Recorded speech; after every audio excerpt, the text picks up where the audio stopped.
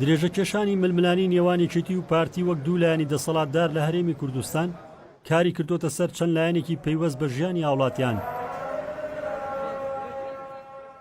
بە بڕای شارەزایان دیارترین کاریگەری ڕاستەوخۆی ئەو ناکۆچیی نێوانێکێتی و پارتی سستکردنی ڕەوشی ئابووری هەرێمە بە جۆرێک بە درێژای دروستبوونی حکومەتی هەرێم هێندەی ئێستا دۆخەکە خراپ نەبووە.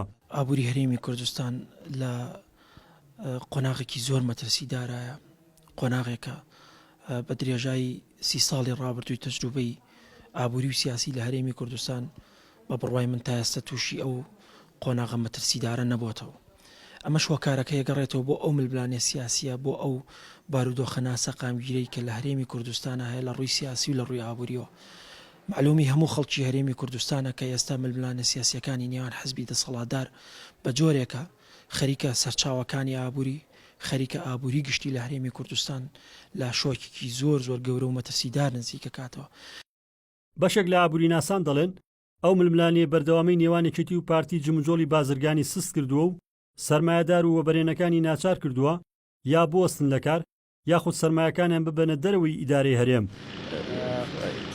هەر لەسەر کاریگەری خراپەکانی ناکۆچی نێوان ئەو دوو هێزە یەکێتی وەبەرێنەرانی کوردستان پێشتر ڕایانگەیان دۆخی ئابووری هەرێم لە پاشەکشەی گەورەدایە و خەریکە بازار لە دەستدەدەن.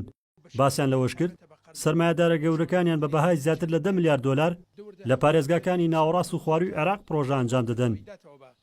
بابەتی سیاسە لەگەڵ ئابووریە دوو دیوی یەک دراون، بۆیە لە ژینگەیەکی تەندروست و گونجاو بۆ ئیشکردنی ئەنجامدانی چارەکی ئابووری ئەبێ دیوی دووەمی دراوەکە بوون و وجودی هەبێ سەرمایەدار کە بینێ ئاسۆی ئیشکردن و بەگارخستنی پارەکەی دیار نابێت تا ڕادەیەکی زۆر ئیش و کاروباری خۆی ڕائگرێ تا بزانێ چۆن یەکلا بێتەوە. ئەگەر خوا نەخواستە ئەم بابەتە بەردەوام بوو لەوانەیە ئەو کاتەوە بەرهێنانەکەی خۆی بگوازێتەوە بۆ ناوچەکانی تری عێراقیان لەوانەیە بۆ وڵاتانی دراوسێ. چەند مانگێکە ناکۆچێکی قوڵ لە نێوانێکێتی و پارتیدا هەیە. بە جۆرێک لە مانگی دەی ساڵی ڕابردووەوە تیمی وەزاری یەکێتی بڕیاری بایکۆتکردنی کۆبوونەوەکانی ئەنجومەنی وەزیرانیاندا و سەرباری چەندین نێوەنگیری و کۆبوونەوەی نێردەی وڵاتانی ڕۆژاوە تا ئێستا دۆخەکە ئاسایی نەبووتەوە. ڕزگار جەبار کێنێن سلێمانی.